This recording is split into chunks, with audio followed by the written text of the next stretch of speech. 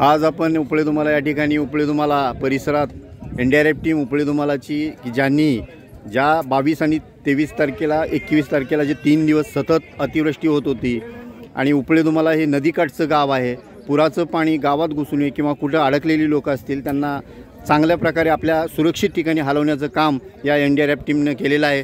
तर आज आपण त्यांच्याशी बातचीत करत आहोत।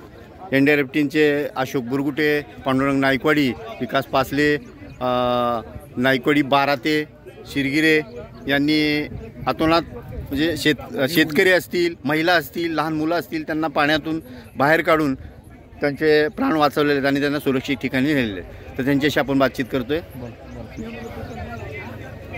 उपळेधुमाला येथे दिनांक 22-23 तारखेला जी अतिवृष्टी झाली त्या अतिवृष्टीमध्ये रोडच्या दुतर्फा पाणी येऊन संपूर्ण झोपडपट्टीमध्ये पाणी शिरल्यानंतर घरामध्ये गुडघे इतकं पाणी झालं। काही डिलिव्हरी झालेल्या स्त्रिया होत्या, काही लोक आजारी होते। अशा परिस्थितीमध्ये त्यांना कुठल्याही प्रकारची मदत मिळत नव्हती, परंतु त्या ठिकाणी तत्परता दाखवत आमच्या शंभू महादेव तालीम संघाचे सर्व कार्यकर्ते त्या ठिकाणी धावून आले व त्यांनी सर्वांना त्यातून सुरक्षित ठिकाणी हलवण्यासाठी फार मोठं सहकार्य केलं।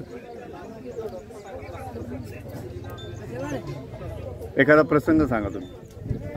काय नाही, मी पाण्यानंतर गेलतो पाणी करायला, त्यावेळेस माळी नावाच्या एका घरामध्ये गेल्यानंतर एक डिलिव्हरी झालेला पेशंट होता, त्याला आम्ही सुखरूप जागी व्यवस्थित नेऊन त्याची व्यवस्था केली। प्रविष्ट होती आणि त्यांचे खाण्यापिण्याच्या घरात गेल्यानंतर त्यांच्या घरातली परिस्थिती अत्यंत बिकट होती।